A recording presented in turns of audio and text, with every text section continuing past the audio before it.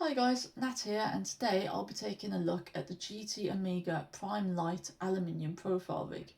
This is my first real sturdy cockpit, so I started off with a Thrustmaster T300 RS GT wheel and the pedals clamped to a white IKEA desk, which scratched my desk because I clamped it a little bit too tight. I then upgraded to the Logitech Playseat Challenge, which I got second hand, and honestly, it's a lot sturdier and a lot more comfortable than it looks, especially for something that folds up so compact. But that being said, every time I wanted to use it, I was having to move my coffee table out the way and set it up in front of the TV, and it was just a bit of an added step. And when you have ADHD, that makes things even harder. And I decided that I was just gonna bite the bullet, get a proper rig, and really try and commit to sim racing.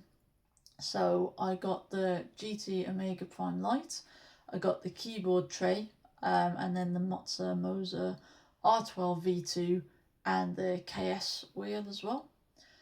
Bit annoying that I found out about the KS Pro wheel, that was coming out just after I'd received mine, but maybe that'll give me some motivation to stick with it and to get an upgrade later on in the year. But, the KS wheel will be fine. Oh, GT Omega also provided a free floor mat as well. I think it's like 182 centimeters by 65 centimeters, which was a bit long.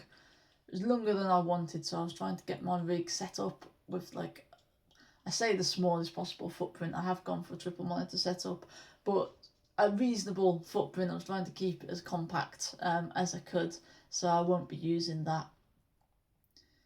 The cockpit itself came in 3 boxes, with the wheel deck having its own box there. The keyboard tray was then in its own separate box as an add-on. Now, everything was really well packaged, which was good, but it also meant that unboxing, it just took forever because every piece of aluminium is individually wrapped. So yeah, it was a bit of a test of patience getting it all out of the box. Now it does say 1 to 2 people, so it recommends 2 people, and I think it was saying 2 hours. I'll put the instructions in the link below for those who are curious.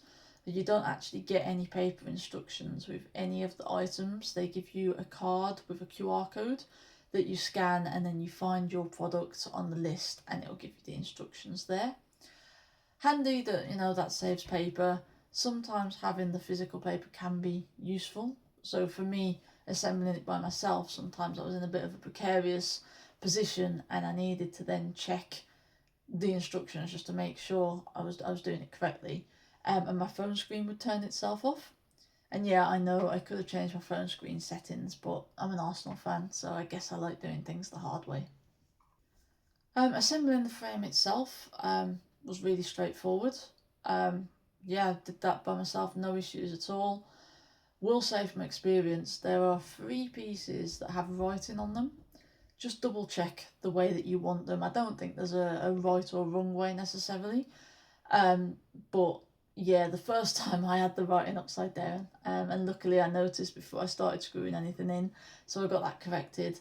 But then there are 3 smaller pieces that are identical, apart from one of them has writing on. And I didn't know this until it was the last piece, and that became the piece for the bottom, so underneath the pedal tray. And the pedal tray already has the GT Omega logo on, so now I've kind of doubled up with that.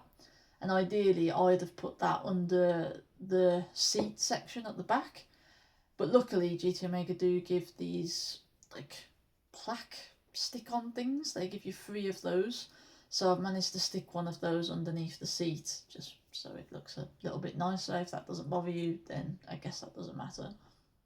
Oh, and whilst we're talking about learning from my mistakes, don't fully tighten everything until you know exactly that that's where you want it. So some of the things I thought were kind of set in stone. But yeah, once I put the seat on, I realised actually there's a lot of adjustability and a lot of little tweaks that you can make. So yeah, just keep things loose until you know for sure that's where you want them. So yeah, I didn't put the feet on the bottom of my rig. It's going on carpet. Wasn't really fussed about that, so I've left those off. Even though I don't have a gear stick, I did still fit the included gear shift plate. Figured it could be a nice biscuit tray or a phone holder. Yeah, it's just nice that the plate is included, especially with this being one of the cheaper profile rigs available. It's just a nice touch to have. It can be fitted on the left or right, obviously to suit your needs and preferences. The pedal tray plate was a bit annoying, and if I'd have gone for the 3 pedal Simpson set, especially with the base plate, I'd have had to have pre-drilled holes, which I don't have a drill, didn't want to invest in a drill, sounded like a bit of a mission, so I opted for the gas and the brake pedal with the haptics instead. Managed to get those fitted. There isn't a lot of adjustability, so in terms of the horizontal positioning, there was like I had one position available. Yeah, vertically you've got a little bit more room. It would have been a really tight fit had I have got the clutch pedal as well. So yeah, just something to bear in mind. A little bit annoying because GT Omega have kind of picked up that this is an issue, and in the bigger Prime model they ship the upgraded pedal tray. Now you can buy that as an add-on, but it's £100 extra, which I didn't really want to pay. I was like, I will make this work, and if I can't make it work, I will get the upgrade. But made it work. I've sat in the rig, I've hit the brake pedal, everything seems sturdy enough. Like I say, there just isn't a lot of alignment spaces, and depending on the pedals you have, it might not line up how you want them to. I've got the Simpson plus X pedals, the two, and yeah, they work. Attaching the wheel deck was the one area where an extra pair of hands would have been useful.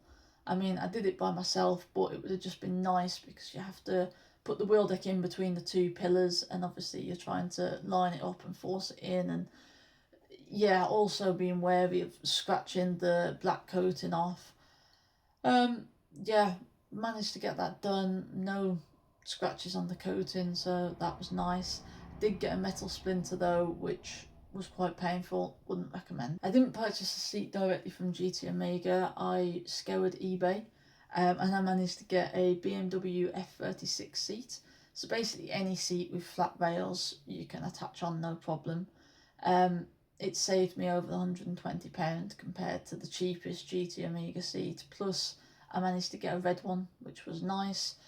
I opted for a manual seat, so all of the adjustments on it, it's got like the lumbar adjustment, the obviously forward, backwards, the headrest, recline, all those settings were all manual, so I didn't need a battery pack attaching. Yeah, and it's red, which, yeah, just a nice touch, really.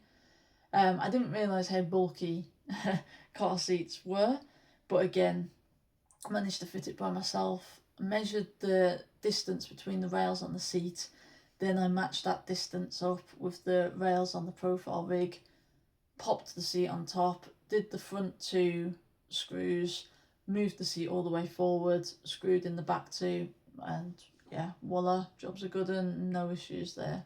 Now we'll have to wait a little bit longer to actually race in the rig, unfortunately, because GT Omega didn't have the triple monitor stand available, so I opted for one from SimHound. It'll be a nice red and black one, and when that comes, it should be due any day, hopefully. I've read a lot of horror stories about setting up the triple monitors, so yeah, fingers crossed that's not too bad and it doesn't leave me questioning my life choices, but who knows, I guess it's all fun and games, and hopefully it'll be worth it in the end. I have done some of the wiring, but most of the cable management I'll be doing once the triple monitors are set up, so I can hide it behind the monitor stand and the monitors. So GT Omega did include some cable ties and clips to help with that. I've got a extension socket which I've put under the pedal plate, so I'm hoping that all of the plugs can kind of be hidden, but we'll see how that works. The wiring isn't going to be perfect, I will say that now, because I just don't have the patience for it. So as long as it's neat and somewhat organised, then yeah, that will do. I just want to jump into racing at this point. So why did I choose the Prime Lite? Honestly, I feel like it's more than enough cockpit. It had a good price, there's a lot of adjustability, it's compatible with a lot of accessories. it doesn't look as imposing either. I didn't want anything that took up a massive footprint or just looked a bit too industrial or bulky. It's a little bit annoying that after I ordered they released the colour boost kit, because I would have liked some of those red touches, but I find it a bit weird that it's like an add-on instead of a replacement part. So essentially you would have the cockpit with the black aluminium pieces, but then you would buy the colour boost kit and get the extra pieces in red, is my understanding, which just seems like a bit of a waste of aluminium when they could swap out the black for the red, but there we go.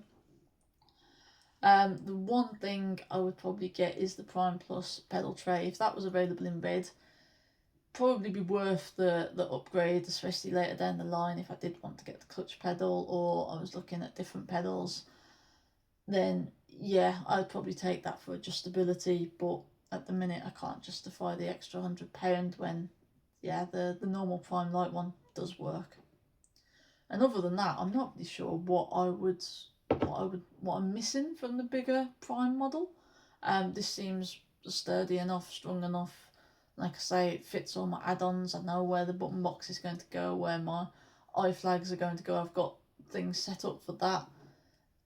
The adjustability it offers in terms of moving the wheel deck, the pedal deck, the seat, everything can be adjusted. So yeah, I've got no reason to upgrade. Despite not having any experience assembling these before, I didn't have any issues. Assembled it by myself.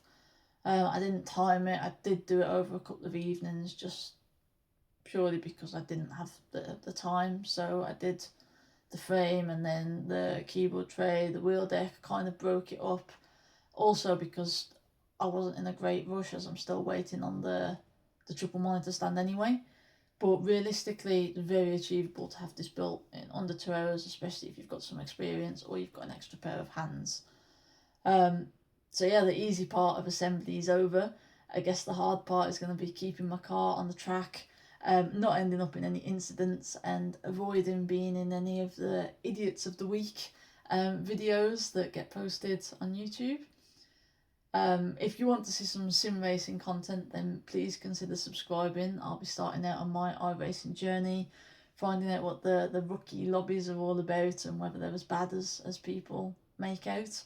Hopefully making some gains, getting some good races in and just seeing how that goes.